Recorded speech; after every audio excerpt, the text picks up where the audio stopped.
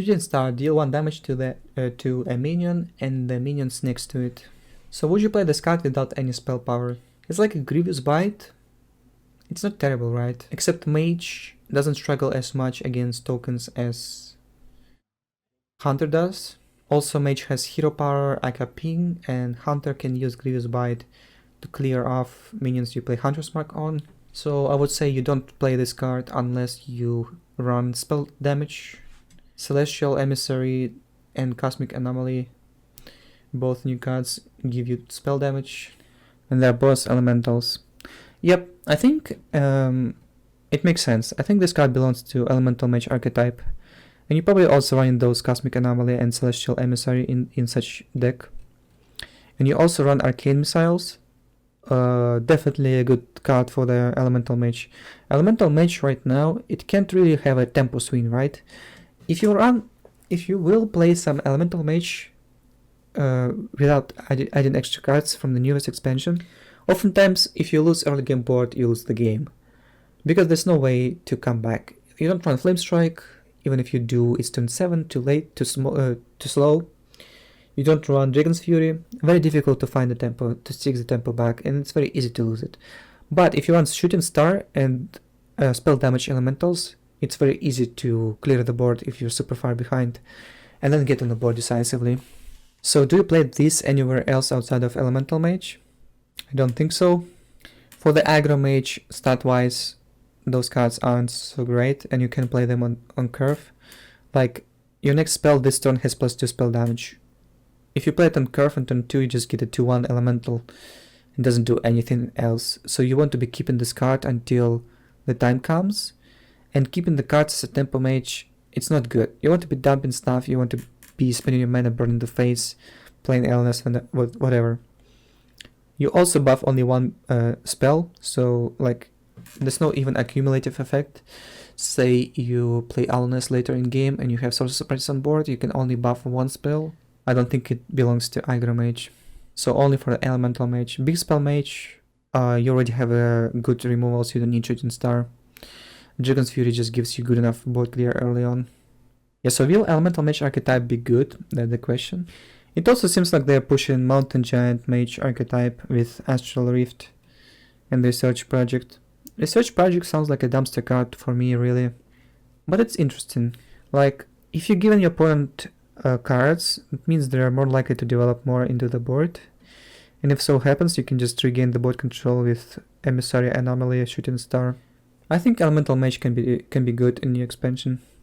I don't have too much faith into it, so let's give this package 2.5 stars. I doubt Elemental Mage will be tier 1, but it might be a playable deck. Those cards will definitely belong to Elemental Mage, and currently Elemental Mage decks, they do exist. They are probably tier 3. I don't think they will become tier 1 because of those cards, but they will definitely belong to them. So I can just give them 1 star and forget about.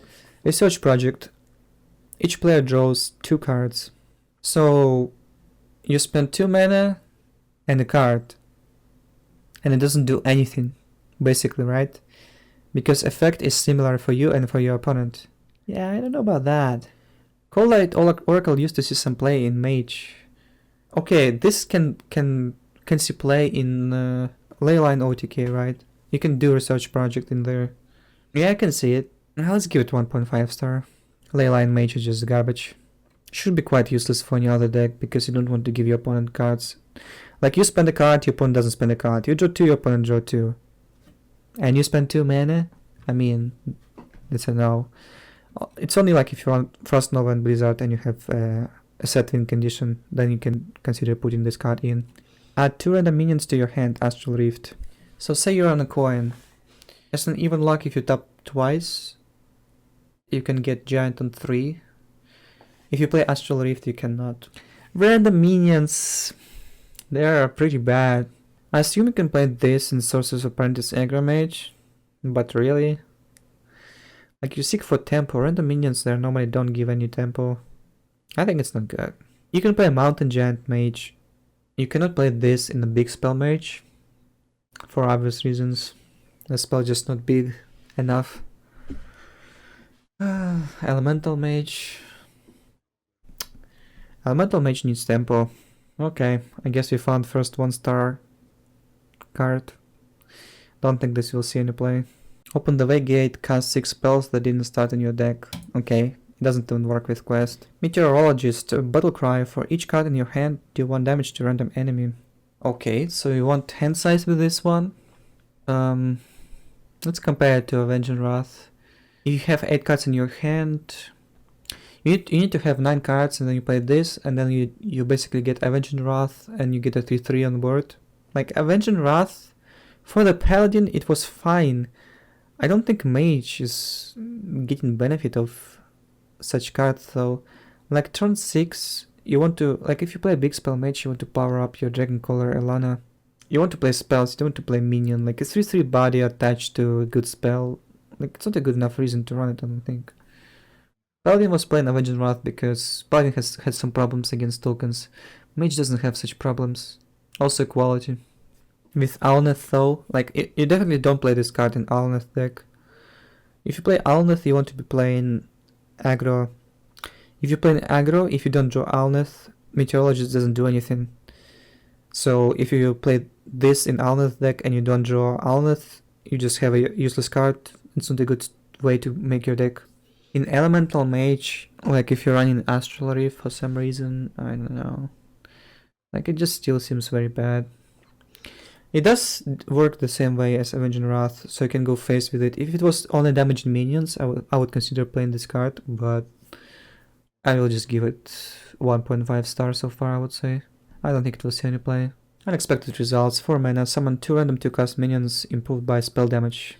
So you go Celestial Emissary into Unexpected Results, and you get 2 4-drops for 6 mana. It's okay. By itself, though, you get 2 2-drops for 4 mana. How good are 2-drops right now? A lot of good ones, I would say.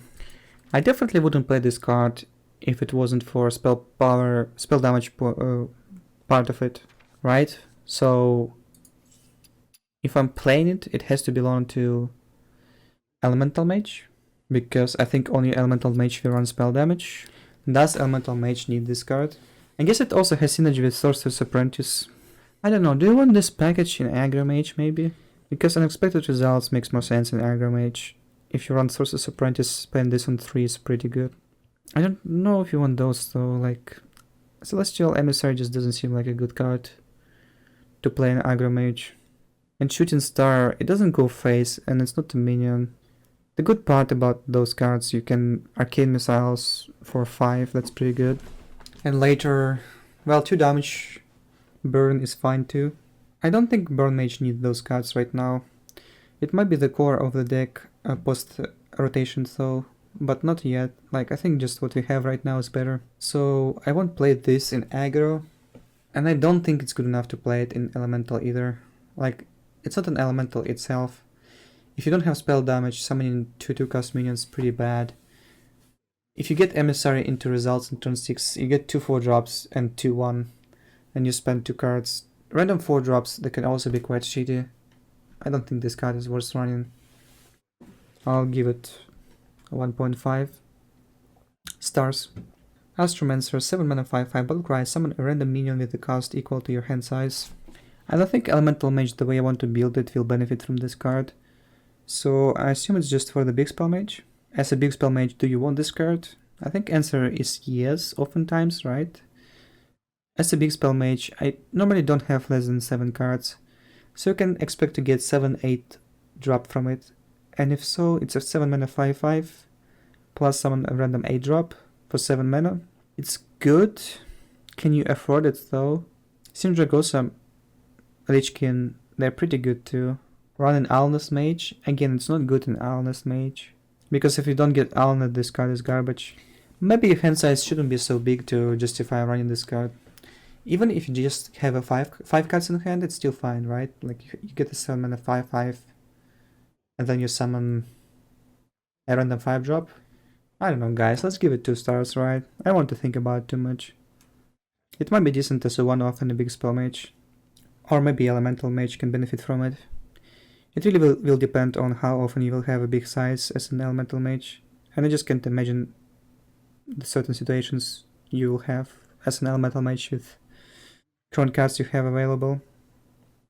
It also depends on the meta. If meta is more aggressive, it's less likely for you to have big hand size, less likely for this card to be better. So I guess 2 stars is fine. Stargazer Luna. After play the rightmost card in your hand, draw a card. 3 mana 2/4. So you can have it in Aggro Mage. If you didn't draw your Owl Nest, it's good to replenish your hand. You can play it on a 3 mana as a 3-drop, and then play cards from the right side of your hand, and just like, if you run a bunch of cheap spells, you can go off with Thors's Apprentice.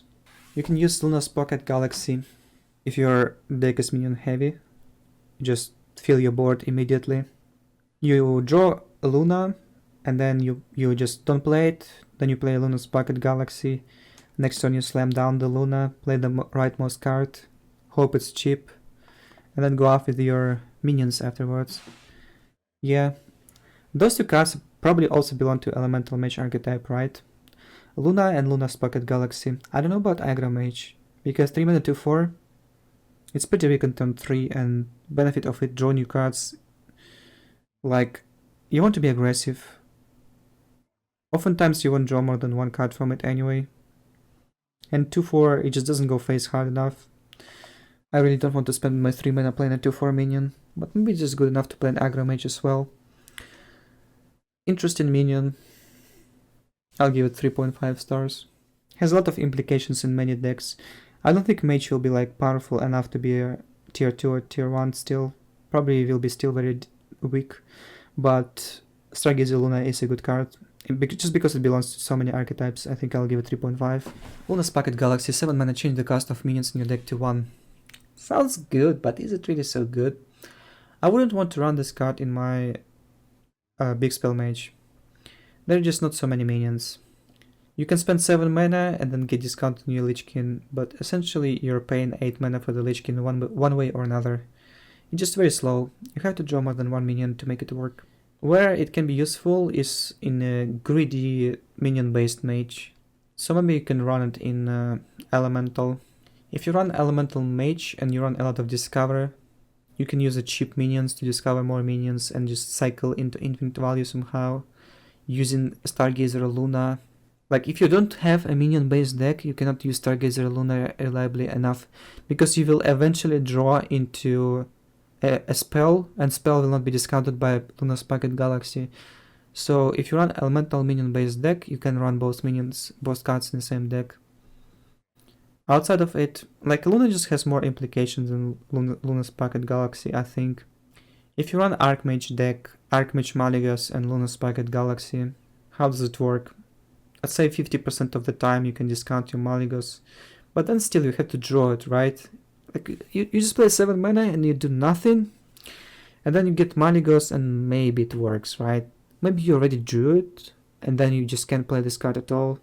And then I would assume if you're playing OTK with Archmage, you don't rely on Luna's Pocket Galaxy, you're still playing Leyland's Elementals and Simulacrum, right?